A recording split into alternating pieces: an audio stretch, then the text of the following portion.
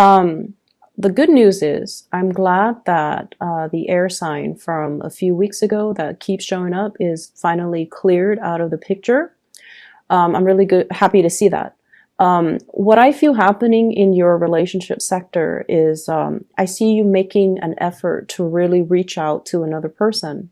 So overcoming those emotional barriers, overcoming your sense of hesitation and kind of that sense of stubbornness, that sense of like stubborn pride within yourself to kind of try to make a connection with other people. Okay, so this is great. Whoever you're reaching out to, they're so happy to hear from you. They're so happy to hear from you. And I feel like a whole gamut of emotions is being stirred up within them. And they're also kind of like fantasizing about you as well. So this is the energy that you bring to the table. I have here the Princess of Wands. This is Page of Wands, okay, in the traditional Rider-Waite deck. This is communication. This is sort of like, hey, let's do this, let's do that, let's get out and meet me here, let's meet me there. So making some type of a flirtatious gesture towards another person. And it's in a very playful manner. And it's in a manner that is very non-committal. And I feel like you're communicating with somebody and testing the waters as to how do they feel about me? What are they up to? Are they single? Are they in a relationship? Let me test out the waters. So I feel like for many of you, you're reaching out to a person and I feel like the communication is very light. It's very non-committal, and it's almost like an offer they can't refuse. So I see some of you are like, hey, can I talk to you about this? How do you feel about that? And the communication is just, you know, light, airy. There aren't overly heavy emotional expectations coming from you to them. I'm also seeing this is going to be kind of like the catalyst to get the other person to respond to you. It's almost like strategically, you know how to respond to them, or you know how to ask them questions about things that they are interested in. So for example, if you want to see somebody and you know they're really into sports, you can say you want to watch a football game, you want to watch a soccer match. If you're interested in somebody who loves, for example, Peruvian food, you might ask them, hey, there's a Peruvian restaurant that just opened up. A bunch of friends and I are going to check it out. Do you want to come? So it's almost like giving them an offer. It's like taking the bait, knowing how to bait them, knowing how to hook them. So you're being very crafty and very strategic in the way that you're communicating. The person that you're dealing with, I have here the Two of Pentacles. They're going to be very, very surprised and kind of like thrown off course when they hear this communication from you. It's a little bit more flirtatious than they normally expect it from you. So I have here the Two of Pentacles. And the Two of Pentacles usually indicates like juggling two options, juggling multiple options, juggling the pros and cons, as well as juggling emotionally, trying to figure out how they feel, okay? The symbolism with the snakes in the picture, I almost feel like a sense of entrapment. So I feel like you're very crafty with your communication and you're giving them an offer that they can't really refuse. And so as a result of it, they're kind of weighing out what you just said and they're weighing out how they feel. And I feel like, you know, pentacles always indicate something solid, something that's going to be built upon. And so I feel like even if they're in another relationship or they're talking to other people, they're going to be coming your way. But either way, I feel like there might be a little bit of a delay when it comes to their response.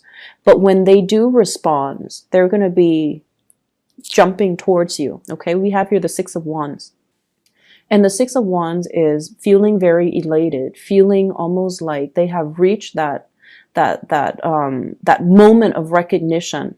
So I'm hearing come hell or high water, they're going to bounce towards you. So I feel like they're really, really excited about this offer, about the communication. They're going to bite the bait. And so if you're communicating, they're going to return the favor and they're going to communicate with you in a very open and honest way. I see some people here talking to a crush, If you've had difficulties talking to a crush and not knowing what topics to talk about, what to bring up and things like that, you're veering on the safe side, or you have been in the past, by talking about, work, by talking about like, how's your boss? How's your supervisor? How are things at work? How are your coworkers? How's your new job? How's your new work environment? Where are you living? Like, you're veering on the safe side. But this is the week where there's going to be some major breakthroughs in communication. And then as a result of it, I feel like it's going to open up a portal of communication for you where they're coming towards you and they're revealing more of themselves, okay? And from the perspective of your partner, I have here the Lovers. And the Lovers in this card is greatly about the fantasy. So I definitely feel somebody is eyeing you, and they see you opening up and being more flirtatious with them.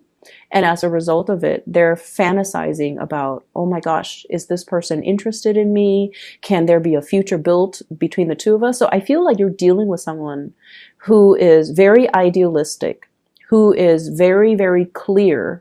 And I don't see this as like the juggler, where someone is in multiple relationships, or they really do believe in love and commitment, and they do believe in like love at first sight. They do have these very idealistic ideals when it comes to love and relationships. And, they might have been thinking about you for quite some time, because, this person has been asleep dreaming about their one and only for quite some time. And I feel like you're dealing with someone who's also very creative in the creative field, or they have, artistic abilities, they have musical abilities, and they're very much excited about the offer that you have on the table. They're very, very happy to be hearing from you, to the point where they're fantasizing about what could be as a result of this relationship, okay? I also see a sense of distance for some of you who are in long distance relationships, about somebody coming to see you and solidifying some type of plan so that they come see you, you come see them, or you guys meet halfway. So there is a major compromise coming into this spread here in your love sector. The last card we have here is the Five of Swords. And the Five of Swords is walking away from a situation that was very undignified, wanting to, it's sort of like pride getting in the way. And so there might have been stoppage in communication as a result of one person reaching out and not getting the response, and then they start getting defensive and they kind of clam up. So I feel like the energy for you this week is all about playfulness, lightheartedness, communicating in a way where it expresses how you feel by putting your walls down, by not, letting this defensive energy coming in between the communication. So it's like, oh, I communicated. I reached out last time. They didn't respond. So now they need to reach out to me. So you are letting go of that, whole concept about keeping scores and self-isolation, and really letting your partner or your significant other know that it's okay to, you take care of whatever you need to take care of. And when you're ready, you come back to me. So I see like a bridging of that emotional distance happening between you and them.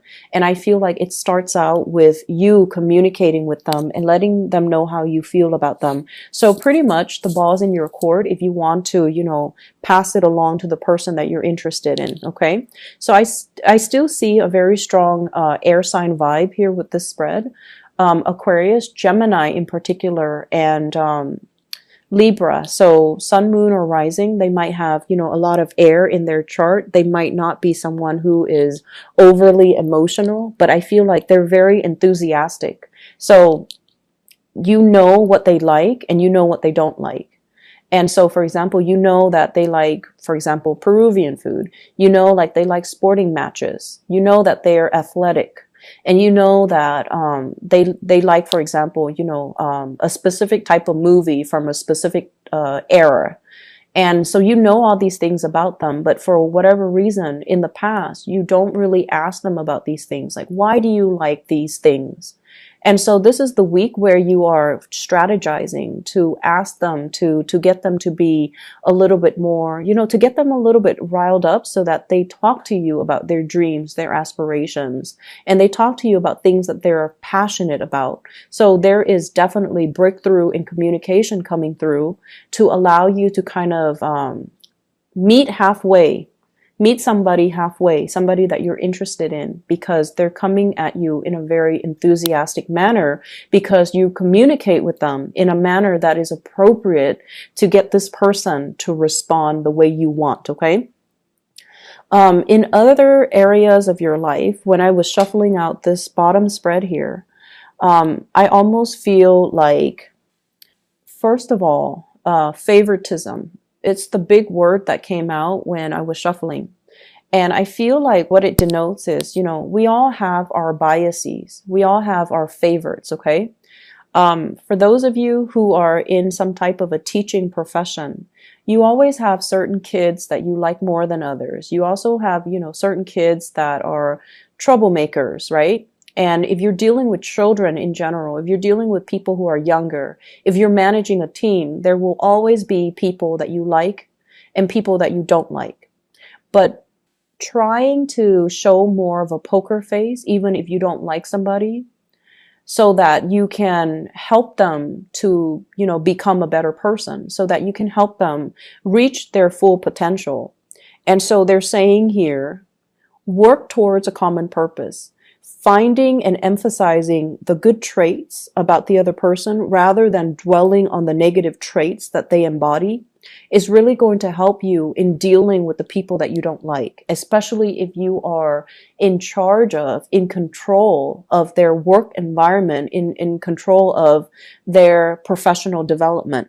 That's going to go a lot further for you, and it's going to show the fact that you're very unbiased, and it's going to show the fact that you're able to shape and mold people, and even the people that you don't like, okay? So I feel like letting your defenses down and especially dwelling on the positive traits about somebody will help you kind of get along with them and to help you develop them so that you can strengthen their weaknesses. Does that make sense?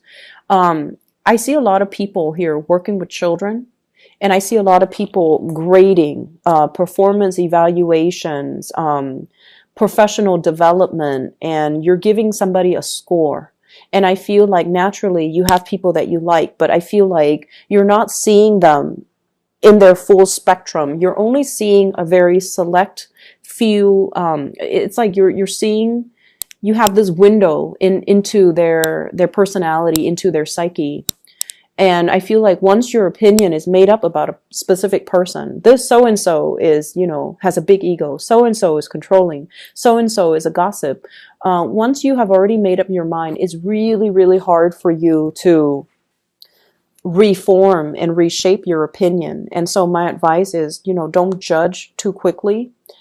And I'm seeing a lot of judgment from this card. And I'm also seeing like premature judgment will not only be detrimental to that professional relationship, but it can also affect who you give the projects to, who you take under your wings. Okay, so be careful about that. The other message that I'm seeing here as well is let people learn to do things themselves, okay? The ability for you to learn to delegate, the ability for you to entrust other people with responsibilities, with the mindset that I train them well, so they should be able to do it themselves. And they should be able to do it without, you know, with minimal supervision, so that you're not hoarding all the responsibilities and taking care of everything. So learning to delegate, so you're not wearing yourself out, and also putting yourself in a position where you are trusting that other people will do it right, okay? So I see a big need here for perfectionism.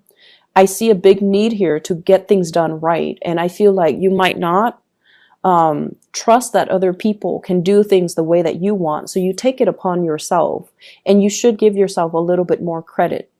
I see work being really, really busy for this week. I see many of you are wrapping things up. And I feel like whatever you have been waiting on that has been stalled, where you couldn't move forward with projects, with work endeavors, those things are going to start to clear up. And as a result of it, there's a lot on your plate. So learning to delegate is going to be the smarter solution for this week.